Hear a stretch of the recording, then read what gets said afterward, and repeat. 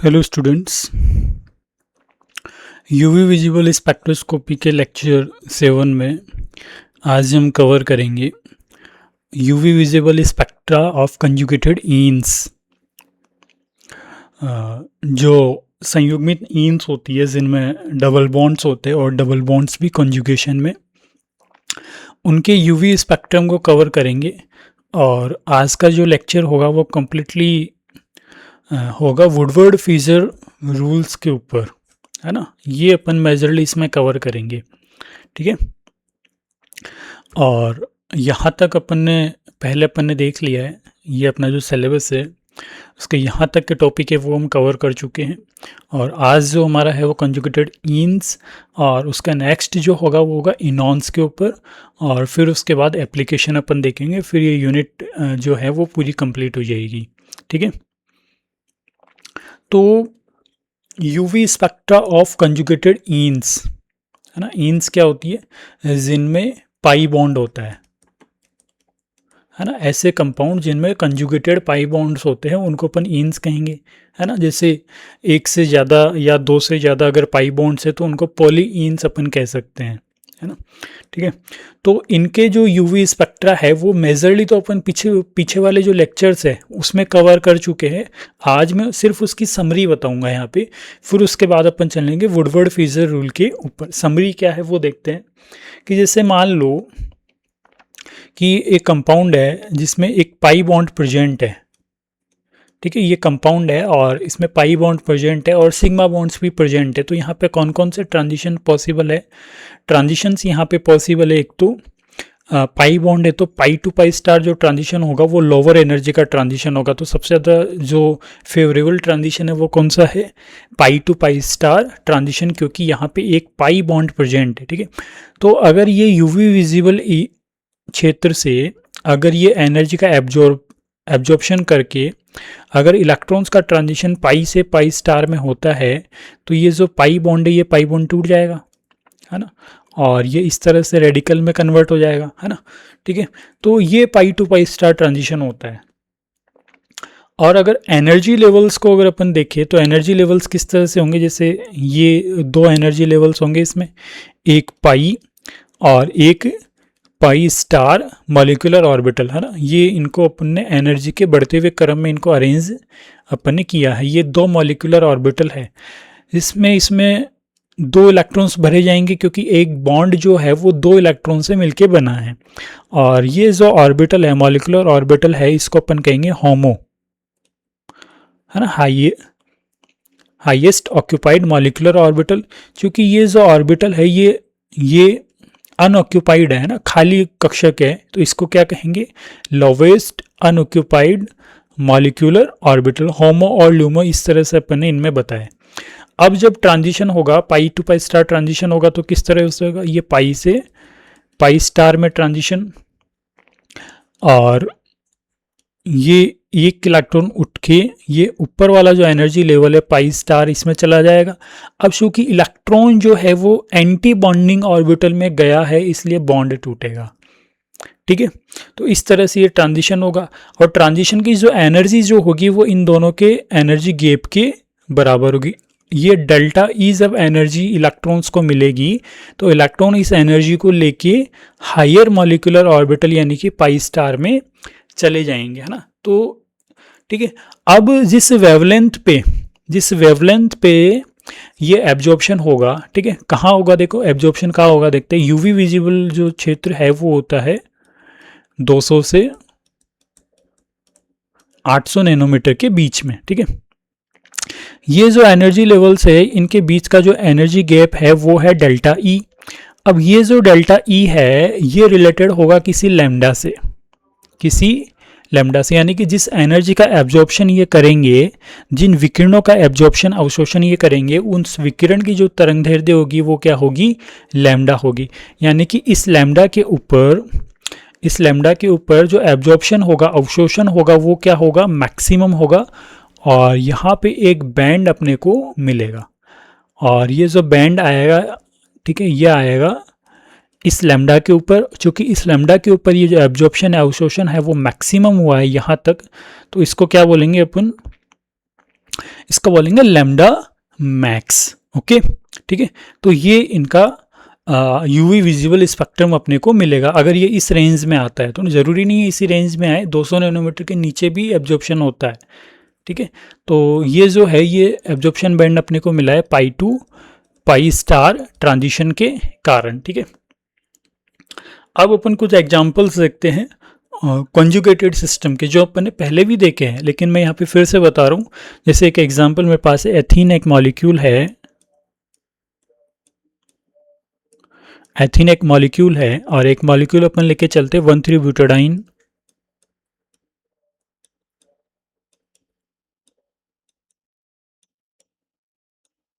और अगेन एक मॉलिक्यूल लेता हूँ जिसमें 3 पाई बॉन्ड है,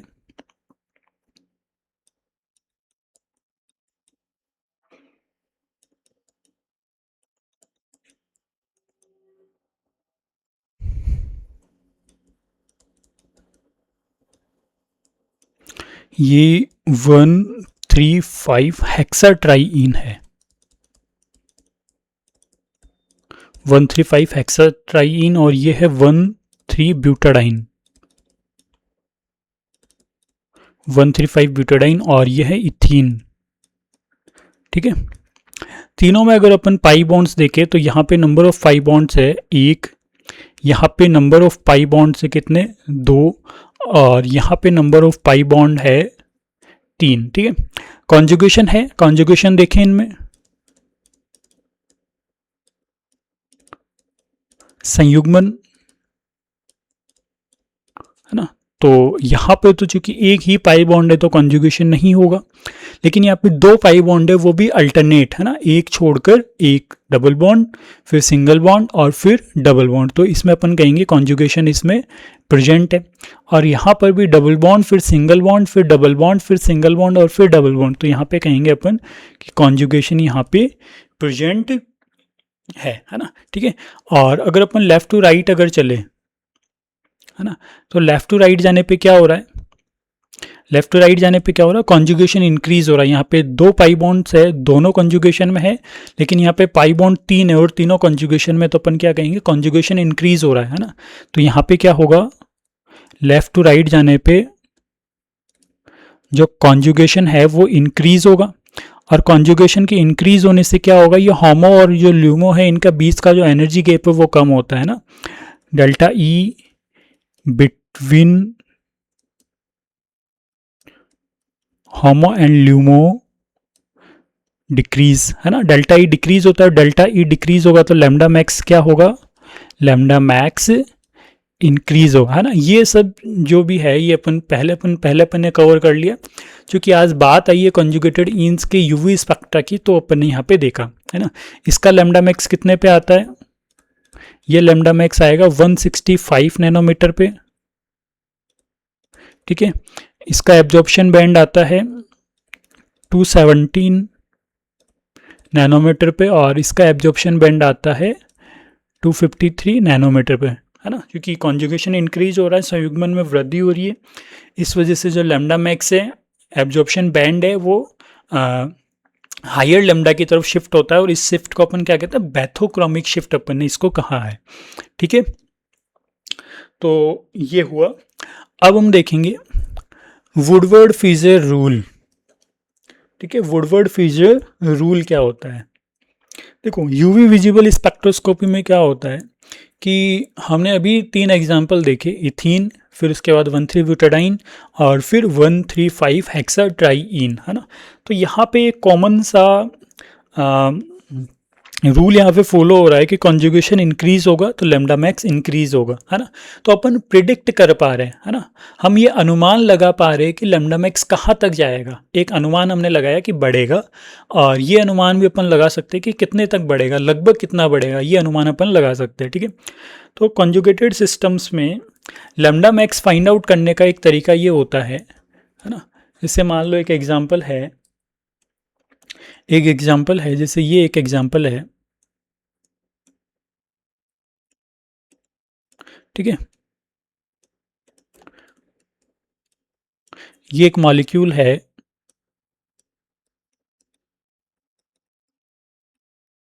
और ये एक मॉलिक्यूल है ना। और इस तरह के कई मॉलिक्यूल्स हो सकते हैं, ठीक है, कुछ भी हो सकता है, कोई भी मॉलिक्यूल है इस टाइप का, ठीक है। तो इनका अगर एब्जॉर्प्शन बैंड अगर अपने को फाइंड आउट करना है कि इनमें पाई टू पाई स्टार जो ट्रांजिशन है वो कहाँ तक जाएगा, कितने लैम्डा पे इनका पाई टू पाई स्टार ट्रांजिशन आएगा, तो वो कैसे फाइंड आउट करेंगे ना। एक तरीका तो ये है कि इनका सैंपल लेंगे और सैंपल लेके इनको रखेंगे अपन स्पेक्ट्रोफोटोमीटर में, स्पेक्ट्रोफोटोमीटर में, और प्रैक्टिकली, है ना, प्रैक्टिकली इनका जो लैम्डा मैक्स आएगा वो अपन उससे स्पेक्ट्रोफोटोमीटर से अपन फाइंड आउट कर लेंगे, ठीक है।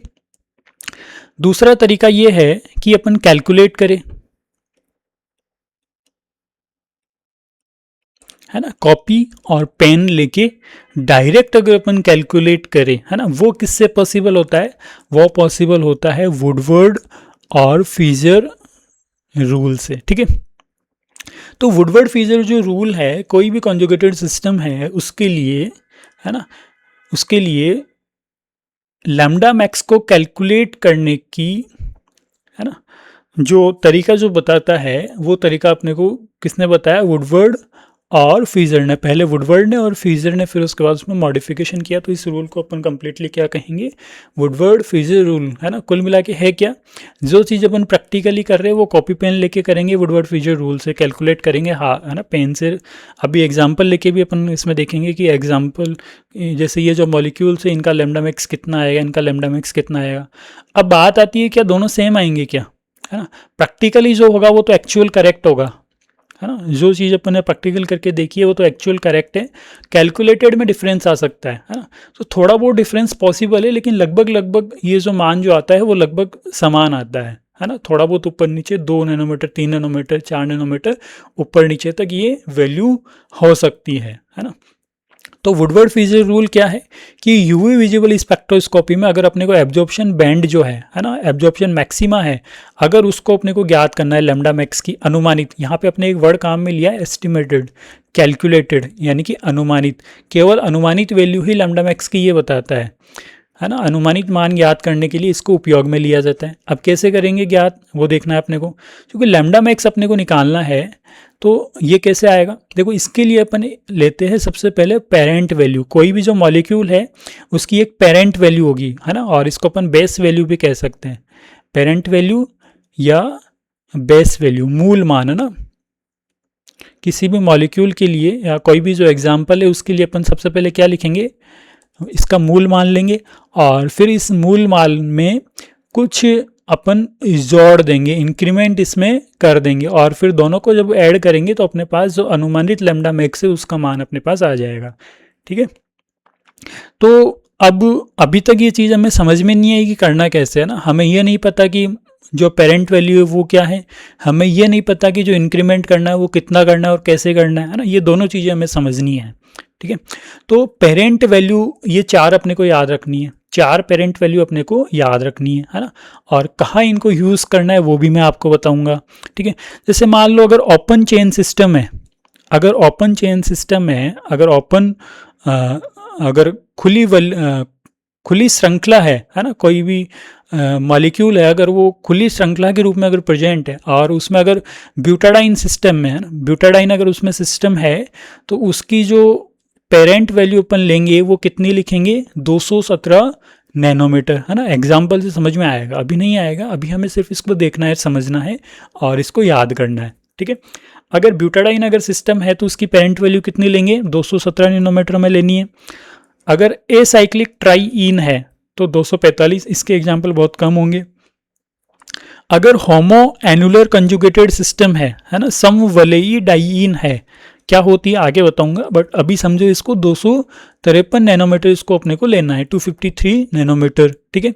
हेट्रो एनुलर यानी कि विषम वलयी जो कंजुगेटेड डाइईन्स है उनके लिए अपने को बेस वैल्यू या पेरेंट वैल्यू अपने को लेना है 215 नैनोमीटर, है ना। ये सबसे पहले तो ये याद होना चाहिए अपने को, ठीक है। 217 किसके लिए लेंगे, 253 अपन किसके लिए लेंगे, और 215 अपन किसके लिए लेंगे, ये लेंगे जब ब्यूटाडाइन सिस्टम होगा, ये लेंगे जब होमो एनुलर सिस्टम होगा, ये लेंगे अपन जब हेट्रो एनुलर सिस्टम होगा। तो ये अपने को याद होना चाहिए।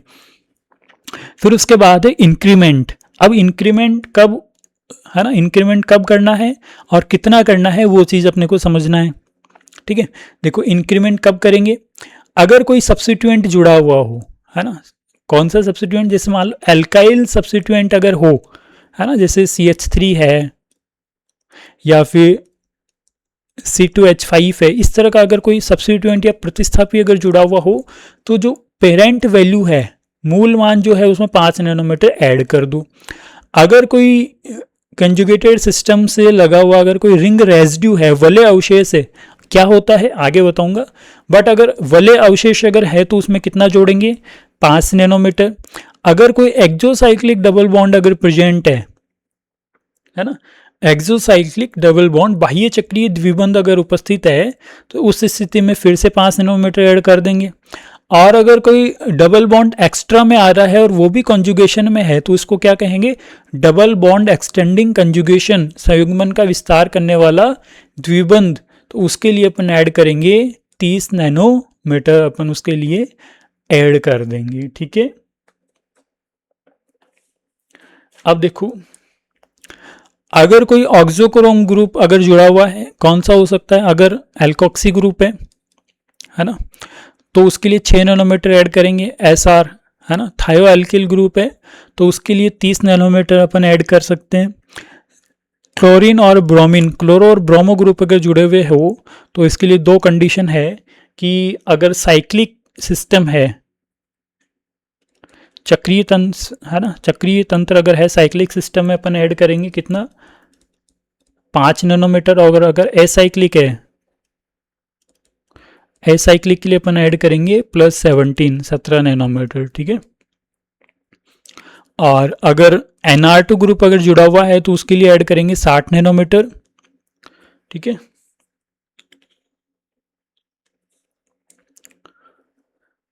देखो अब अपन देखते हैं कि एलिसाइक्लिक डाइन्स क्या है, होमो एनुलर डाइन्स क्या है, और हेट्रो एनुलर डाइन्स क्या है ना। इनको समझना है, क्योंकि जब तक अपन इन चीज़ों को नहीं समझेंगे तब तक हम जो एग्जाम्पल जो अपन लास्ट में कवर करेंगे वो अपने को समझ में नहीं आएंगे। तो सबसे पहले इन सिस्टम्स को समझना ज़रूरी है।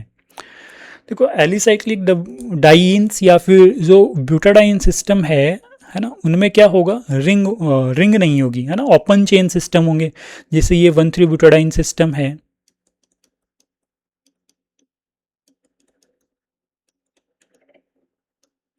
ये 1,3 ब्यूटाडाइन सिस्टम है ना। अब इसी में कुछ मॉडिफिकेशन अगर हो जाए, जैसे यहाँ पे CH3 ग्रुप हो गया, तो इसको भी 1,3 ब्यूटाडाइन सिस्टम ही अपन कहेंगे, ठीक है। और चूंकि इसमें एक एल्किल ग्रुप एक्स्ट्रा जोड़ा है, तो इसमें कुछ ना कुछ इसकी बेस वैल्यू में अपन इंक्रीमेंट करेंगे इस तरह से, ठीक है। अब जैसे मान लो यहाँ पे अपन ने CH3 जोड़ दिया,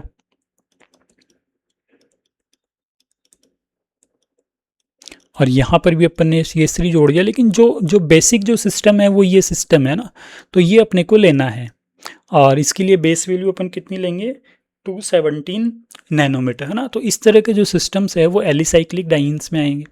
होमो एनुलर, है ना, होमो एनुलर डाइन्स क्या है, होमो एनुलर कंजुगेटेड सिस्टम्स क्या है, वो अपने को देखना है। होमो का मतलब है सेम, है ना, एक ही वलय में। एनुलर, एनुलर का मतलब होता है वलय, और होमो का मतलब है एक, है ना। सिंगल अगर रिंग हो, सिंगल रिंग अगर हो और उसी रिंग में अगर डबल बॉन्ड्स प्रेजेंट हो, तो उसको क्या कहेंगे, होमो एनुलर सिस्टम, है ना। Both the double bonds,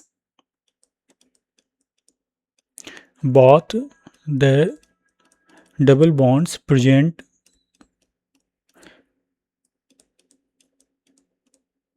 in same ring, ठीक है। दोनों द्विबंध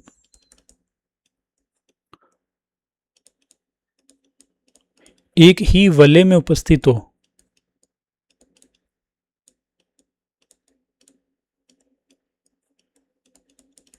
तो उसको क्या कहेंगे, होमोएनुलर या फिर समवलयी संयुग्मित द्विबंध। एग्जाम्पल्स देखिए इसके, कौन कौन से एग्जाम्पल हो सकते हैं।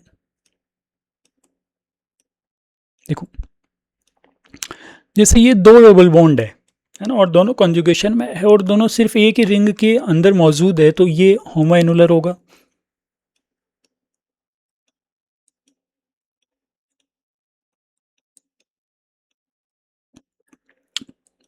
इस तरह का कोई सिस्टम है जिसमें दो रिंग है ना, रिंग दो है बट डबल बॉन्ड्स एक ही रिंग में प्रेजेंट है, तो इस तरह का जो सिस्टम होगा वो होगा होमोएनुलर।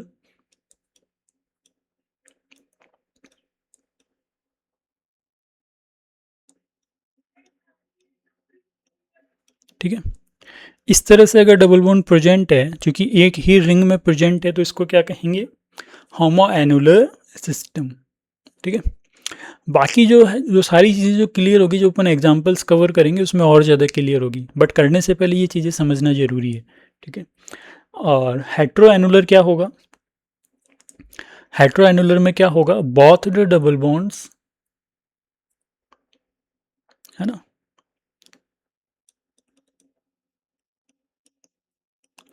when double bonds are present in different rings,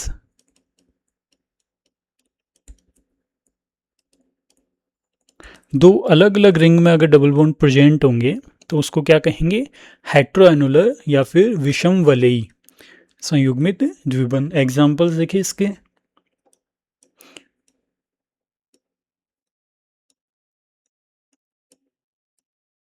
ठीक है, जैसे एक डबल बॉन्ड इस रिंग में प्रेजेंट है और दूसरा डबल बॉन्ड इस रिंग में प्रेजेंट है, तो ये हेट्रोएनुलर है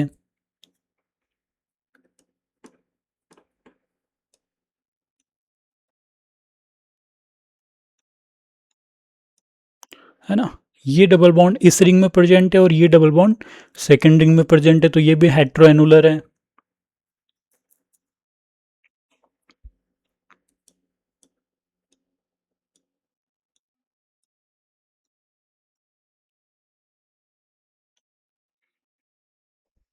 एक डबल बॉन्ड इस रिंग में प्रेजेंट है, दूसरा डबल बॉन्ड इस रिंग में प्रेजेंट है ना। ठीक है, तो ये भी हेट्रोएनुलर है। दोनों में अंतर तो समझ आया होगा कि यहाँ पे दोनों डबल बॉन्ड एक ही रिंग में प्रेजेंट होंगे और यहाँ पे दोनों डबल बॉन्ड अलग अलग रिंग में प्रेजेंट होंगे। ठीक है, तो ये हेट्रोएनुलर सिस्टम होता है ना।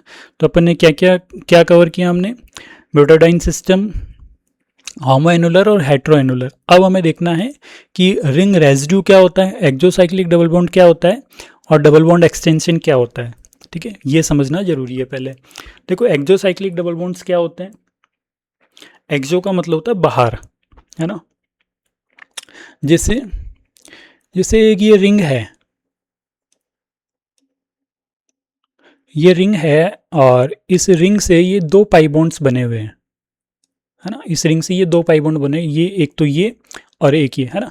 तो ये जो पाई बॉन्ड है ये रिंग से बाहर निकलता हुआ है, तो इस पाई बॉन्ड को अपन क्या बोलेंगे, एक जो साइक्लिक डबल बॉन्ड, है ना, बाह्य चक्रीय द्विबंध, बाह्य चक्रीय द्विबंध। ठीक है, और ये जो पाई बॉन्ड है ये रिंग के अंदर प्रेजेंट, तो इसको कहेंगे एंडोसाइक्लिक डबल बॉन्ड, है ना, अंतःचक्रीय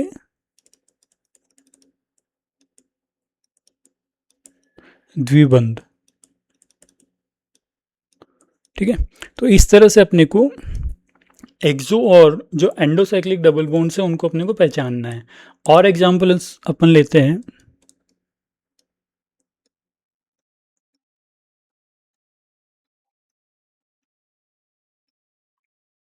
देखो एक डबल बॉन्ड यहाँ पर है और दूसरा डबल बॉन्ड यहाँ पर है, रिंग्स यहाँ पे दो है ना, इनको मैंने कहा एक तो ए रिंग और एक रिंग बी।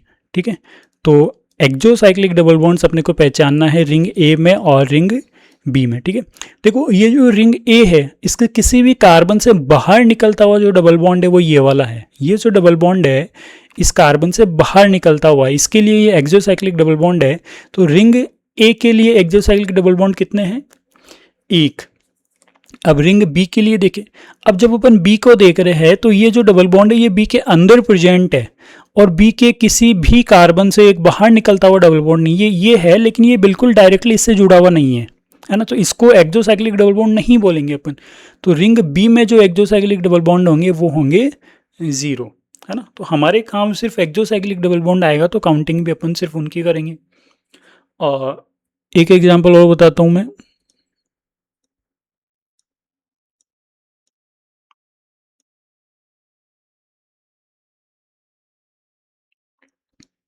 देखो ये रिंग ए है और ये रिंग बी है, दोनों के अपने को एक्सोसाइक्लिक डबल बॉन्ड्स अपने को काउंट करना है, रिंग ए में और रिंग बी में, है ना। जब रिंग ए की बात करें तो इसके इस कार्बन से ये एक डबल बॉन्ड यहाँ से बाहर निकल रहा है तो एक एक्सोसाइक्लिक डबल बॉन्ड प्रेजेंट है। और रिंग जब बी की बात करें तो बी के इस कार्बन से एक डबल बॉन्ड यहाँ से बाहर निकल रहा है ना, तो इसको काउंट करेंगे रिंग बी के एक्सोसाइक्लिक डबल बॉन्ड में, और टोटल मिला के सिस्टम में कितने 2 एक्सोसाइक्लिक डबल बॉन्ड होंगे। समझ में आया? ठीक है, तो इस तरह से अपने को एक्सोसाइक्लिक डबल बॉन्ड्स की काउंटिंग करनी है, बहुत सिंपल है ना। जब अपन करेंगे एग्जांपल्स करेंगे तो बहुत अच्छी तरह से समझ में आ जाएगा। रिंग रेजिड्यू क्या होता है? वलय अवशेष। देखो इसको ध्यान से समझना जरूरी है। जैसे एक सिस्टम में लेता हूँ,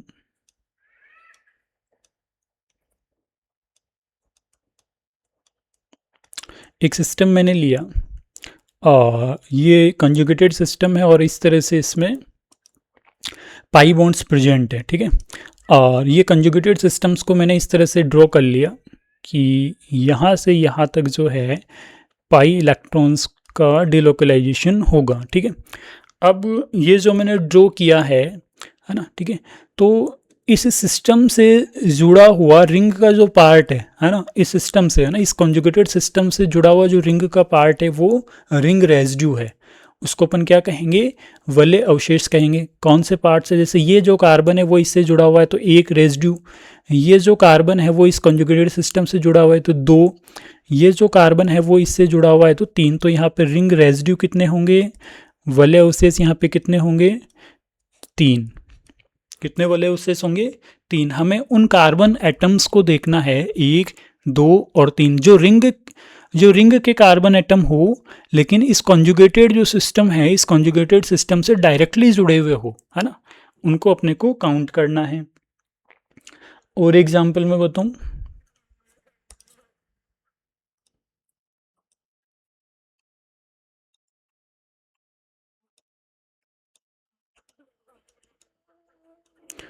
ठीक है, ये एक कॉन्जुगेटेड सिस्टम है और इस कॉन्जुगेटेड सिस्टम को अपन इस तरह से ड्रॉ करते हैं चारों तरफ इसके, कि पाई बॉन्ड्स का जो कंजुगेशन होगा वो इस एरिया तक सीमित रहेगा।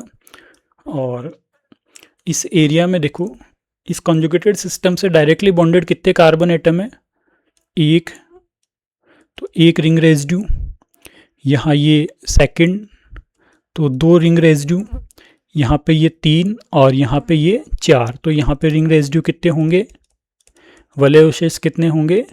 4। तो इस तरह से अपने को काउंट करना है। और ज़्यादा एग्जांपल्स में अपन इसको कवर करेंगे, ठीक है। और अभी अपन समझते हैं कि डबल बॉन्ड एक्सटेंशन क्या होता है। डबल बॉन्ड एक्सटेंशन क्या होता है ना, संयुग्मन विस्तार, ठीक है। देखो इससे बिल्कुल नाम से ही अपने को समझ में आ रहा है कि कॉन्जुगेशन जो है उसका एक्सटेंशन हो रहा है ना, संयुग्मन का विस्तार हो रहा है। तो अगर किसी सिस्टम में अगर 2 बॉन्ड्स अगर प्रेजेंट है, 2 पाई बॉन्ड्स अगर प्रेजेंट है और दोनों कॉन्जुगेशन में है, किस तरह से? जैसे ये कॉन्जुगेटेड सिस्टम है और यहाँ पे 2 पाई बॉन्ड्स प्रेजेंट है ना, तो दोनों कॉन्जुगेशन में है, लेकिन एक तीसरा पाई बॉन्ड भी अगर प्रेजेंट हो, है ना, तो 1, 2 और 3, अब 3 पाई बॉन्ड हो गए और कॉन्जुगेशन क्या हो गया? एक्सटेंड हो गया, ठीक है। तो यहाँ पे डबल बॉन्ड जो एक्सटेंशन है वो कितने हैं? डबल बॉन्ड एक्सटेंशन यहाँ पे कितने पाई बॉन्ड्स एक्स्ट्रा यहाँ पे आए हैं? तो अपन कहेंगे 1 पाई बॉन्ड जो है वो यहाँ पे एक्स्ट्रा जुड़ा है ना। तो डबल बॉन्ड एक्सटेंशन कितने हैं? 1, ठीक है। फिर अगर अपन एक और एग्जांपल ले,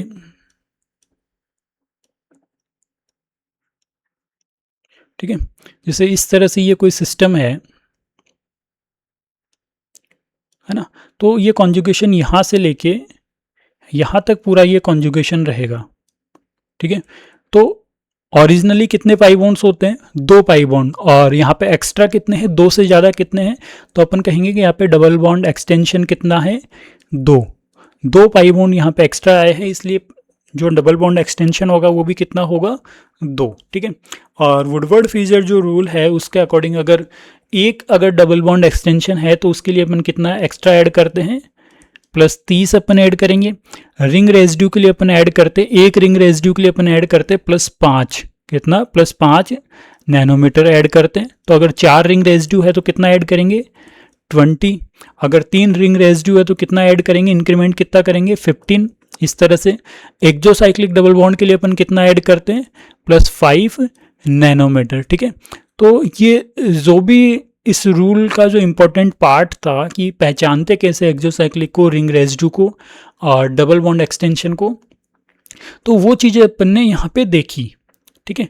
अब इसके बाद अपने को कवर करना पड़ेगा एग्जाम्पल्स। अब एग्जाम्पल्स में सब कुछ आएगा, वहाँ पे एल्काइल प्रतिस्थापी भी आएगा, वहाँ पे एक्सटेंशन भी आएगा डबल बॉन्ड का, वहाँ पे रिंग रेजिड्यू वलयावशेष भी आएंगे, वहाँ पे एक्सोसाइक्लिक यानी कि बाह्य चक्रीय द्विबंध भी आएंगे। वहाँ पे अपने को ये भी समझना होगा कि सिस्टम होमो एनुलर है कि हेट्रो एनुलर है, सब कुछ अपने को एक ही सिस्टम में अपने को देखना है, ठीक है। क्योंकि वीडियो ज़्यादा लंबा हो जाएगा, इस वजह से एग्जाम्पल जो है वो इसके नेक्स्ट पार्ट में मैं कवर करूँगा। उससे पहले आप ये जो भी मैंने आज पढ़ा है इसको अच्छी तरह से इसको एक बार दोबारा से समझ ले, तो फिर अपन जो एग्जाम्पल्स है वो इजीली कर पाएंगे। और एग्ज़ाम में भी ज़्यादातर एग्जाम्पल्स ही पूछे जाते हैं, ठीक है। कुछ भी समझ में नहीं आए कमेंट कर देना, और कुछ पूछना हो क्लास में पूछ सकते हो। इसकी PDF जो है आपको टेलीग्राम चैनल जो डिस्क्रिप्शन में जो लिंक है उस टेलीग्राम चैनल पे इसकी PDF आप सबको मिल जाएगी, ओके।